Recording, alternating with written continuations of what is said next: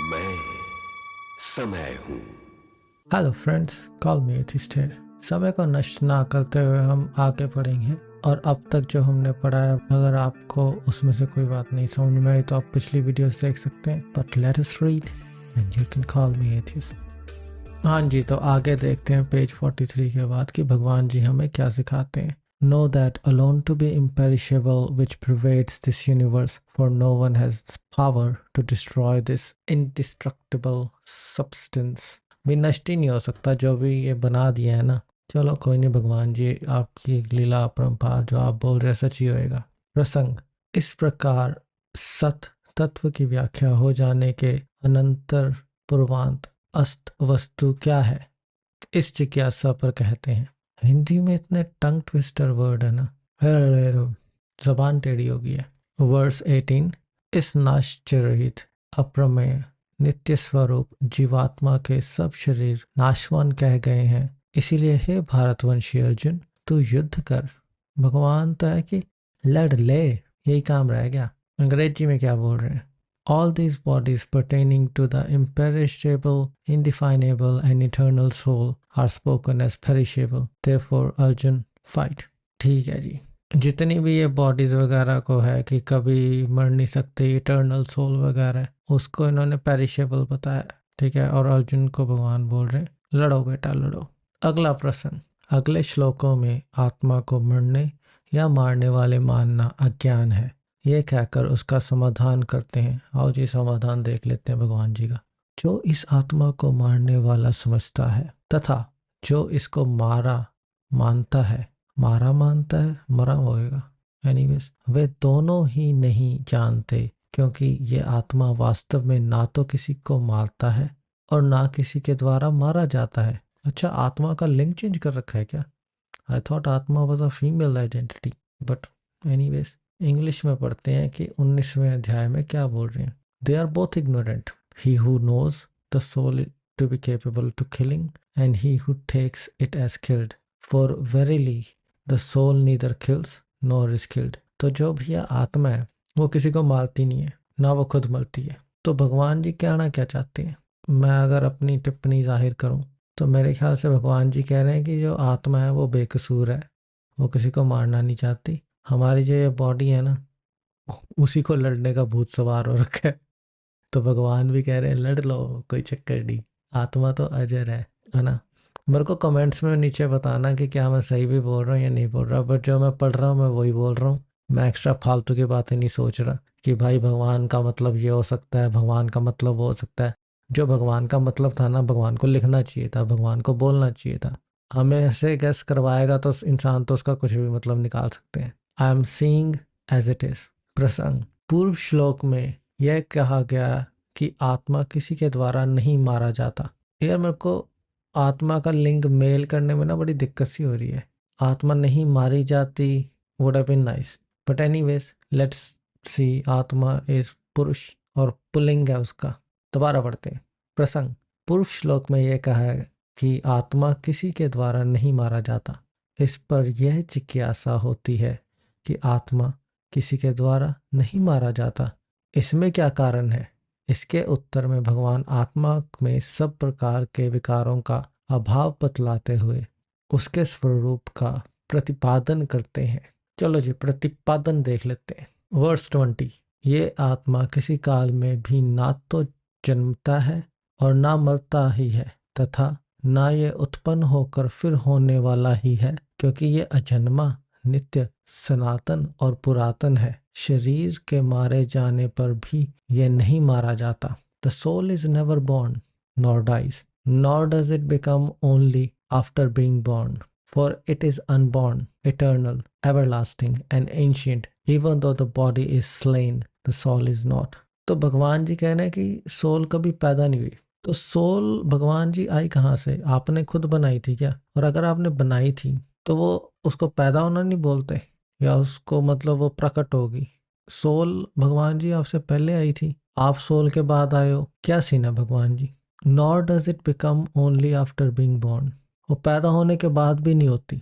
अच्छा जी, ये तो वो बात होगी कि सर्कल की शेप स्क्वायर जैसी है। ये तो वो बात होगी कि वर्जिन मैरी ने जीसस को बर्थ दे दिया था। जो हिंदू भाई है मेरे, अगर आप क्रिश्चियनिटी में नुक्स निकाल सकते हो तो भाई लोगों ये भी पढ़ लो, इसके अंदर भी थोड़े बहुत नुक्स हैं, ये इसमें निकालने नहीं है, दिमाग का घर छोड़ के आए हो क्या। आगे बढ़ते हैं। For it is unborn, eternal, everlasting and ancient, ये पैदा भी नहीं हुई और हमेशा के लिए रहती है। एवरलास्टिंग बैटरी की तरह, एंड एंशियंट पुरानी भी है, मतलब ये कभी भी नहीं पैदा हुई और कभी भी पैदा नहीं हो सकती, और ये कब से थी और कब तक रहेगी ये भी नहीं पता, वो भगवान को पता है। तो भगवान हमें इस बात का जवाब क्यों नहीं देते कि भगवान जब आप आए थे जिंदगी के अंदर, या आप भी बहुत टाइम पहले से हो, भगवान जी आपको किसने बनाया। मेरे हिसाब से तो इंसानों ने बनाया है, बट भगवान जी मेरे सामने प्रकट होके एक बारी बता दो कि आपको किसने बनाया। आगे बढ़ते हैं। Even though the body is slain the soul is not, अगर बॉडी मर भी जाती है तो सोल जिंदा रहती है। भाई साहब मेरे चैनल पे जाओ, वहाँ पे मैंने ना वीडियो बनाई है, एक अंग्रेजी में और एक हिंदी में, जो सी भी भाषा में आपको पसंद हो ना वो भाषा में सुन लेना। सोल जैसी कोई चीज नहीं होती, ठीक है। ये मैं नहीं कह रहा कि मुझे 100% पता है, बट आप सोल का कोई भी एग्जाम्पल ला के दे दो। एक वो जो अमोघ लीला टाइप का बंदा है, उसने कोशिश करी थी, उसकी भी मैंने डीबंक करी है वीडियो, जाके देखो, ढूंढो, मेरे चैनल पे ये मिल जाएगी। अगला प्रसंग, 19वें श्लोक में भगवान ने यह बात कही कि आत्मा ना तो किसी को मारता है और ना किसी के द्वारा मारा जाता है। उसके अनुसार 20वें श्लोक में उसे विकार रहित बतलाकर इस बात का प्रतिपादन किया है कि वह क्यों नहीं मारा जाता। अब अगले श्लोक में यह बतलाते हैं कि वह किसी को मारता क्यों नहीं। ओहो, हम सीखेंगे कि आत्मा किसी को मारती क्यों नहीं है। हे पुत्र अर्जुन, जो पुरुष इस आत्मा को नाश रहित, नित्य, अजन्मा और अव्यय जानता है, वह पुरुष कैसे किसी को मरवाता है और कैसे किसी को मारता है। यार मेरे को ऐसे लग रहा है कि कोई अंग्रेज ना हिंदी बोल रहा है तो उसने वैसे लिख दिया, अजन्मा अव्यय जानता है।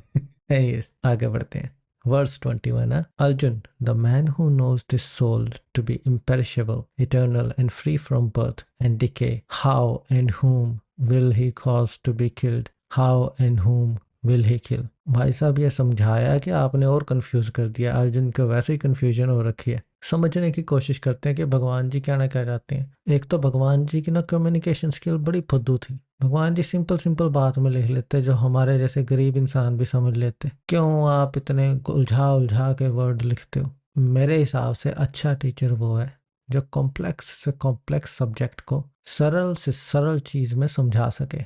भगवान जी टीचर तो बेकार है ही है, कम्युनिकेशन लेवल भी लुल है। बट भगवान जी क्या ना क्या चाहते हैं 21वें श्लोक में, ऐसा लग रहा है कि भगवान क्वेश्चन पूछ रहे हैं अर्जुन से कि जो पुरुष इस आत्मा को नाश रहित, नित्य, अजन्मा और अव्यय जानता है, वह पुरुष कैसे किसी को मरवा सकता है और कैसे किसी को मारता है। भाई साहब मेरे को कमेंट में बताना कि इसका क्या मतलब है, ये तो दिमाग खराब हो गया। आगे बढ़ते हैं, क्या पता उसके अंदर बताओ। अगला प्रश्न, आत्मा का जो एक शरीर से संबंध छूटकर दूसरे शरीर से संबंध होता है उसमें अत्यंत कष्ट होता है, अतः उसके लिए शोक करना कैसे अनुचित है। इस पर कहते हैं, जैसे मनुष्य पुराने वस्त्रों को त्याग कर दूसरे नए वस्त्रों को ग्रहण करता है, वैसे ही जीवात्मा पुराने शरीरों को त्याग कर दूसरे नए शरीरों को प्राप्त होता है।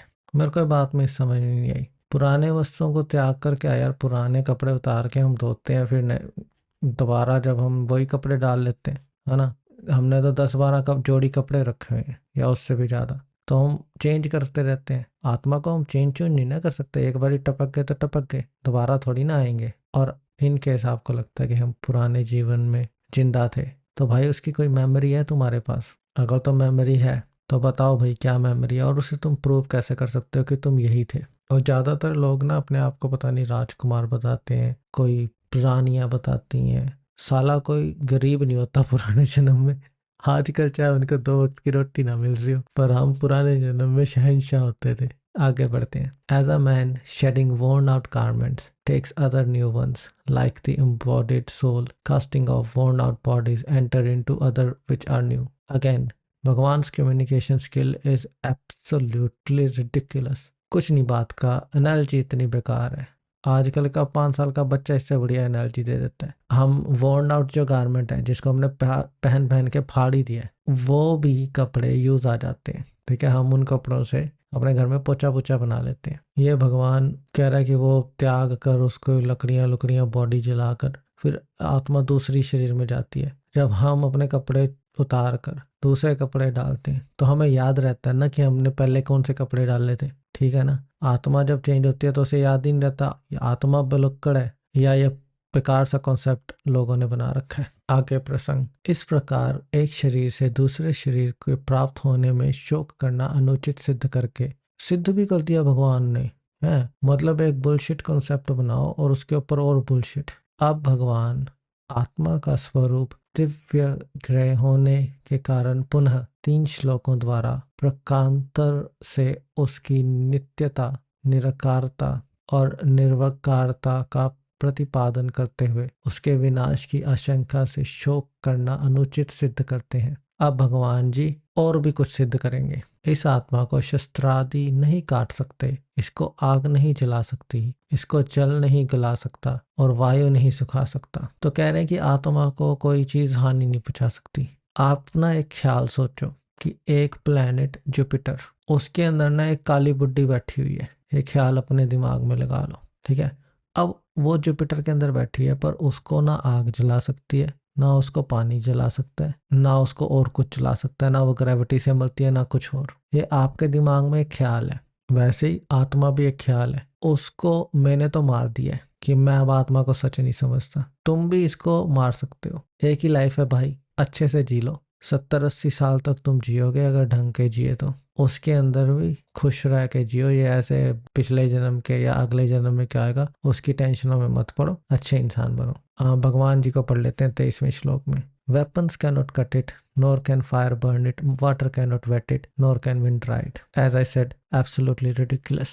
आगे बढ़ते हैं। क्योंकि ये आत्मा अच्छे है, ये आत्मा अदाय है, अक्लेद्य और निसंदेह अशोष्यत है तथा ये आत्मा नित्य, सर्वव्यापी, अचल, स्थिर रहने वाला और सनातन है। इतनी हिंदी की मेरे को नहीं आता तो इंग्लिश में पढ़ते हैं, क्या बोलते हैं। For this soul is incapable of being cut, उसे काटा नहीं जा सकता। It is proof against fire, मेरे ख्याल से वो लिखना चाहते हैं it is fire proof, impervious to water and undryable as well. भाई जिसने इंग्लिश में ट्रांसलेशन करी है ना उसकी इंग्लिश बड़ी बेकार है। आप लिटरली हिंदी को इंग्लिश में नहीं ट्रांसलेट कर सकते। बट चलो जिसने भी करिया भला हो उसका।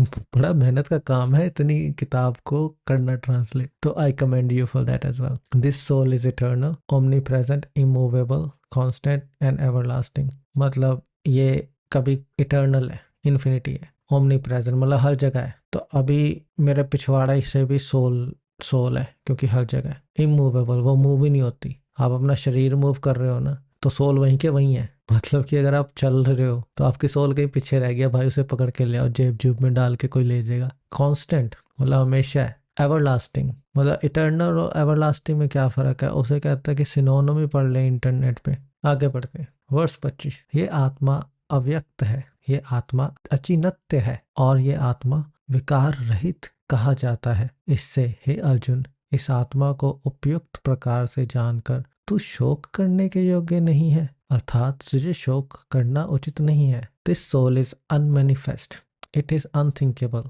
and it is spoken as immutable. Therefore, knowing this as such, you should not grieve. अच्छा मतलब भगवान जी कह रहे हैं कि तेरे को टेंशन नहीं लेनी चाहिए। कोई चला जाता है तो उसके पीछे रोना नहीं चाहिए।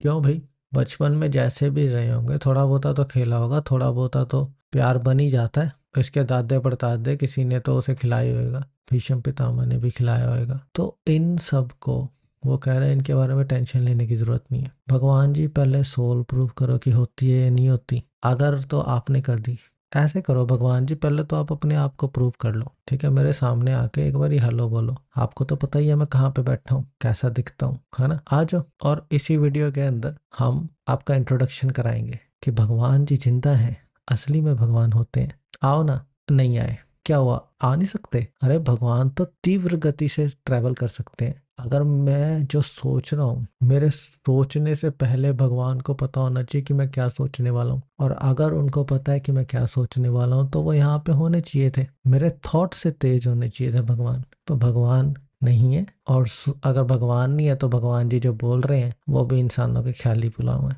This soul is unmanifest, it is unthinkable and it is spoken as immutable. Therefore, knowing this as such, you should not grieve. तो ये सलाह तो एकदम बेकार है। और जिससे आप प्रेम करते हो उसको मिस करते हो। जब आप किसी को मिस करते हो तो आंखों से आंसू भी आ जाते हैं, और जब पता हो कि वो जाने वाला कभी वापस नहीं आएगा, वो आखिरी बार आपने उनके जो गले मिले थे वो ही रहेगा।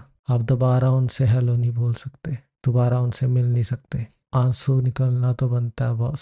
आगे प्रसंग। उपयुक्त श्लोकों में भगवान ने आत्मा को अजन्मा और अविनाशी बतलाकर उसके लिए शोक करना अनुचित सिद्ध किया। सिद्ध सुद्ध का तो पता नहीं, टट्टी जरूर कर दी भगवान ने वहां पे। अब 2 श्लोकों द्वारा आत्मा को औपचारिक रूप से जन्मने मरने वाला मानने पर भी उसके लिए शोक करना अनुचित है, ऐसा सिद्ध करते हैं। चलो जी देख लेते हैं भगवान जी कहाँ पे सिद्ध कर रहे हैं। सिद्ध तो मेरे ख्याल से अपनी तरफ से ही लगा दिए इन्होंने, सिद्ध सुद्ध तो अभी तक यहाँ पे कुछ नहीं हुआ। सिद्ध तो ये हो गया कि अर्जुन जो है वो इंसान है और वो इंसानियत दिखा रहा है, और भगवान है जल्लाद की तरह। मार दे कोई चक्कर नहीं, पैर देखी जाएगी। आगे वर्ष 26। किंतु यदि तू इस आत्मा को सदा जन्मने वाला तथा सदा मरने वाला मानता है तो भी महाबाहो, मैं अभी बाहुबली पढ़ने वाला था, फिर मैंने बोला था कटप्पा को किसने मारा, वो भी शायद गीता में लिखा हो, बट एनीवेज, तो इस प्रकार शोक करने को योग्य नहीं है। यार हिंदी ना इन्होंने मेरे ख्याल से बेकार लिखी है, या मैं पढ़ पढ़ के पागल हो गया हूँ कि मुझे हिंदी की भी लाइनें इनकी ठीक नहीं लग रही ग्रामेटिकली। आगे बढ़ते हैं। And Arjun, if you should suppose this soul to be subject to constant birth and death, even then you should not grieve like this. अब ये सब अर्जुन को बोल रहे हैं कि सपोज, अगर तू सपोज कर रहा है कि ये सोल हमेशा मरती और जिंदा रहती है, इनको लिखना चाहिए था कि बॉडी, पर इन्होंने सोल क्यों करा? सोल तो वो बताया ना इटर्नल शिटर्नल है, तो कांस्टेंट बर्थ और डेथ जो हो रही है, अगर तेरे को पता है ऐसा होता है तो तुझे भी उसकी टेंशन नहीं लेनी चाहिए। भगवान है कि मैं लड़ा देना, देखी जाएगी। 27वां वर्ष। क्योंकि इस मान्यता के अनुसार जन्मे हुए एक मृत्यु निश्चित है और मरे हुए का जन्म निश्चित है, इससे भी इस बिना उपाय वाले विषय में तो शोक करने के योग्य नहीं है। For in that case death is certain for the born and rebirth is inevitable for the dead. पहली लाइन से मैं सहमत हूँ। death is certain for everybody which is born on this planet which is a living thing. सबसे ज्यादा जीते हैं पेड़ या फिर जेली फिश, ठीक है, वो भी मर जाते हैं कभी ना कभी, तो मरना तो निश्चित है। रीबर्थ का हमें नहीं पता, कोई मरने के बाद आया नहीं है कि ये बता रहा हो कि मैं भाई जिंदा हो गया। You should not therefore grieve over the inevitable. यार अभी तो बोला कि मिस जिसे आप करते हो तो उसके ऊपर ग्रीव करने से दिल हल्का हो जाता है, उनको दिल में रख, याद करो। और हाँ, डेथ इज अ सर्टेनिटी, तो जितना आप अपने लोगों को बोल सकते हो आई लव यू, उनसे प्यार करते हो, उनको बताओ कि हम आपसे प्यार करते हैं, तंग ना करो उनको, ये सारी चीजें देखो। तो एटलीस्ट जब वो चले जाएंगे तो आपको ये लगेगा कि हमें जितना टाइम उनके साथ स्पेंड करना चाहिए था हमने उतना टाइम उनके साथ स्पेंड किया, हमने उन्हें खुशियां दी, ठीक है। ये सारी चीजें करो, ये मत रहो कि जो मरने वाला मर के बाद में जिंदा हो जाएगा। भाई जिंदा भी हो जाएगा तो तुम्हें थोड़ी ना मिलेगा। प्रसंग। पूर्व श्लोकों द्वारा जो आत्मा का नित्य अजन्मा अविनाशी मानते हैं और जो सदा जन्मने मरने वाले मानते हैं, उन दोनों के मृत से ही आत्मा के लिए शोक करना नहीं बनता। ये बात सिद्ध की गई। मतलब जो तो समझ रहे हैं कि आत्मा होती है, वो तो जो तुम्हारा कोई मर मुर गया ना, उसके बारे में रोना नहीं है, ठीक है। अगर तुम आत्मा को मानते हो, मैं तो भाई रोऊंगा क्योंकि मेरे लिए तो वही थे और वो अब नहीं रहे। तुम मत रोना, भगवान की बात मान लो, बड़ा मानते हो ना भगवान को, आंसू नहीं आने चाहिए अगर तुम्हारे घर में से किसी की बरसी उठेगी तो, ठीक है ना। गीता पढ़ रहे हो तो गीता को अपने दिमाग में भी डालो, पत्थर दिल हो जो भगवान की तरह। ये भगवान तुम्हारे बता रहे हैं, जो हरे कृष्णा करते रहते हो ना, भगवान कह रहे हैं कि जो अगर तेरा कोई मर गया है उसके पीछे आंसू नहीं निकालने। मुझे तो यही समझ में आ रहा है, और अगर भगवान में इतना दम होता तो मेरा माइंड अभी के अभी चेंज कर सकता था, किया नहीं। I stand by what I said. अब अगले श्लोक में ये सिद्ध करते हैं कि प्राणियों शरीरों को उद्देश्य करके भी शोक करना नहीं बनता। अच्छा जी, शरीरों का भी वो नहीं करना चाहिए, शौक, सॉरी नॉट शौक, शौक। हे अर्जुन, संपूर्ण प्राणी जन्म से पहले अप्रकट थे और मरने के बाद भी अप्रकट हो जाने वाले हैं, केवल बीच में प्रकट हैं। फिर ऐसी स्थिति में क्या शोक करना है? Arjun, before birth, beings are not manifest to our human senses. At death, they return to the unmanifest again. They are manifest only in the interim between birth and death.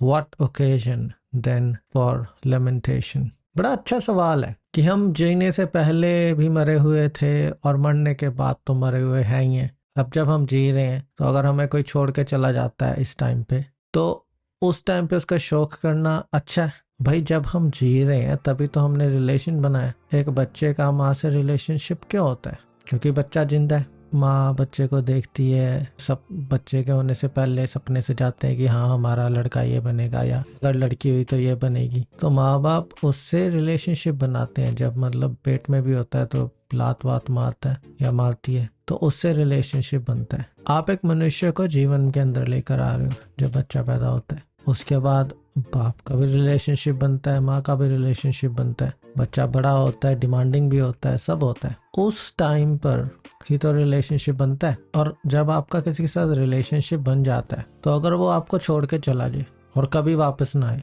तो उसके लिए तो दुख होएगा ही ना। तो जो भगवान जी कह रहे हैं इस स्थिति में शोक करना है उचित है। आई थिंक दे मिस्ड उचित। तो हाँ उचित तो है ही है भगवान जी। आपकी तरह हमारे में पावर नहीं है ना कि हम इंसान को जीने से पहले और मरने के बाद देख सके, तो इसलिए उस बातों पे दुख होता है। बाकी भगवान जी आपने मेरे को आके हेलो नहीं बोली, कब बोल रहे हो? और अब इतना सारा पढ़ने के बाद दिमाग की दही आपकी भी हो गई है, दिमाग की दही मेरी भी हो गई है। बट जो मैंने कहा, जो इस किताब के अंदर लिखा है उसके बारे में let us think and you can call me atheist.